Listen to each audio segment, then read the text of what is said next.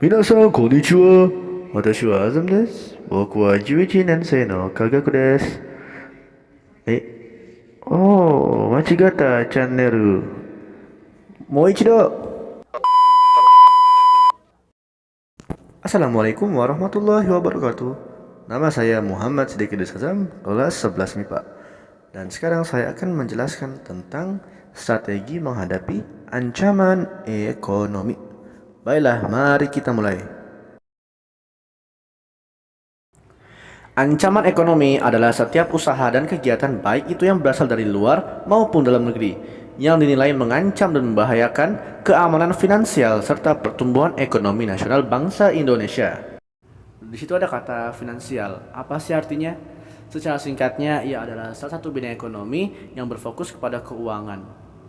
Nah, berarti keuangan Indonesia sedang dalam bahaya dan sedang terancam ya Mas Azam ya? Iya, sepertinya begitulah.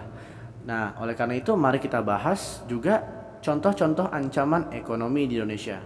Yuk. Nah, yang pertama ada kesenjangan ekonomi. Ya adalah suatu kondisi ekonomi yang tidak seimbang atau tidak simetris antara individu yang satu dan yang lainnya atau antara kelompok masyarakat dengan masyarakat lainnya dalam hal ekonomi. Jadi maksudnya itu kondisi ekonomi di tempat tersebut itu tidak seimbang. Ada yang miskin, ada yang kaya. Ada yang kebutuhannya tercukupi, ada yang tidak, yang poor sekali, so sad. Seperti pada gambar ini. Nah, yang bagian kanan tuh kayo-kayo semua, yang kiri sad boy. Yang kedua, pengangguran. Ia adalah status yang disematkan kepada warga negara yang tidak memiliki pekerjaan atau penghasilan, telah mencari kerja atau proses seseorang untuk mendapatkan pekerjaan yang lebih layak. Jadi secara intinya itu orang yang nganggur adalah orang yang free, tidak bekerja dan tidak menghasilkan duit. Dia hanya tinggal di sebuah negara itu, di wilayah itu, tapi nggak bekerja. Ayo bangkit berwira swasta. Nah, yang ketiga adalah inflasi.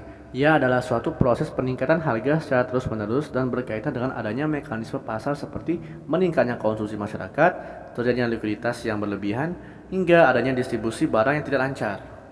Jadi maksudnya itu barang dan produk yang dijual itu naik terus harganya. Naiknya bukan main-main, naiknya itu meluas besar banget. Mungkin untuk negara lain yang kaya raya mungkin masih oke. Tapi kalau negara yang standar-standar gimana? Yang cuma cukup-cukup.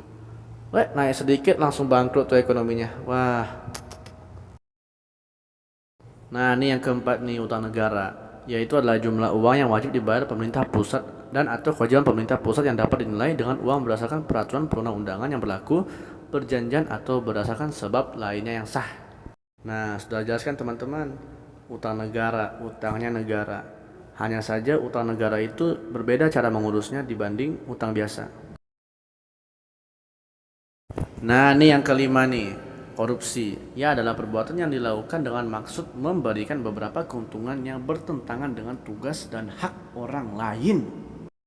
Beberapa dari kalian pasti sudah tahu kan korupsi seperti orang itu punya hak dan kewajiban untuk melakukan sesuatu, tapi dia menyerahkannya kepada orang lain dan melakukannya untuk dia. Lalu orang tersebut mendapatkan imbalan, apapun imbalan itu. Bisa berupa duit, makanan, kucing, apapun. Strategi mengatasi ancaman ekonomi. Nah, yang pertama, kesenjangan ekonomi.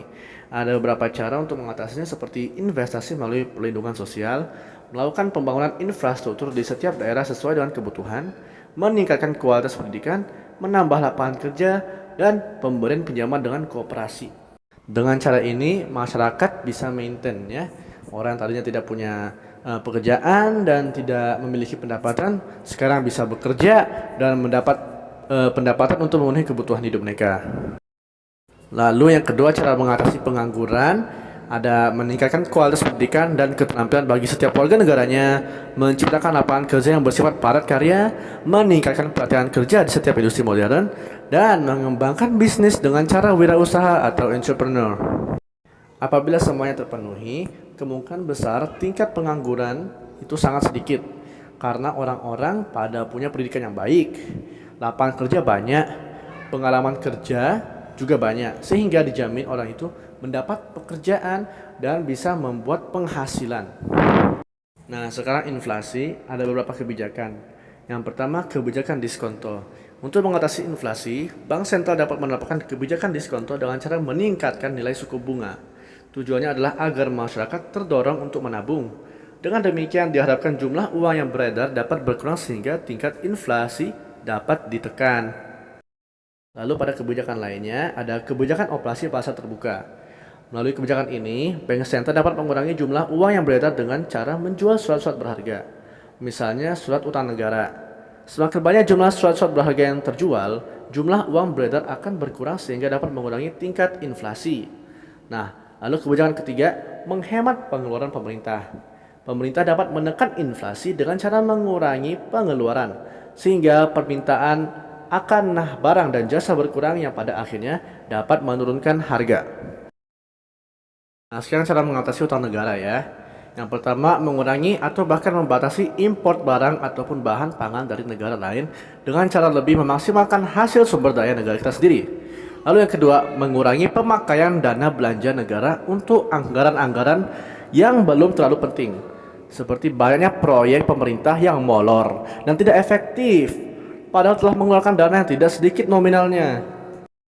Jadi maksudnya itu kita bisa menyelesaikan masalah utang negara, tapi kita harus juga berusaha untuk tidak banyak mengimpor barang-barang dari luar negeri. Kita bisa mengimpor kok, tapi yang penting-penting aja dulu ya. Lalu kita jangan banyak mengeluarkan dana-dana untuk hal yang tidak begitu berguna. Kalau misalnya berguna ya nggak apa-apa. Tapi kalau misalnya yang dikira-kira ujung-ujungnya nanti tidak memberi kesan apapun, mending nggak usah ya. Nah, yang kelima, yang terakhir ya, cara mengatasi korupsi. Yang pertama, kita bisa bangun pendidikan moral sejak kecil, jadi pemimpin yang berintegritas, berikan hukuman berat pada koruptor, dan memanfaatkan teknologi komunikasi. Nah, yang pertama tadi itu pendidikan moral ya. Pendidikan moral itu adalah fondasi yang harus kita berikan kepada anak-anak kita sejak kecil. Dengan itu, maka setiap insan tidak mudah tergiur dalam praktik korupsi. Yang kedua, menjadi pemimpin yang berintegritas. Sebagai pemimpin sudah seharusnya kita menjadi contoh yang baik kepada anggota-anggota kita. Jadi, seandainya saja seluruh pemimpin suatu negara itu, pemerintahan, perusahaan, atau usaha lain tidak melakukan tindakan korupsi, maka hal ini dapat menghalangi orang-orang yang di bawahnya untuk melakukan tindakan korupsi juga. Lalu yang ketiga sudah jelas, memberikan hukuman pada koruptor. Ya, hukuman berat bagi para pelaku koruptor itu akan memunculkan jera, bekas-bekas. Hal ini dapat menjadi pelajaran bagi orang-orang juga supaya tidak melakukan hal yang serupa.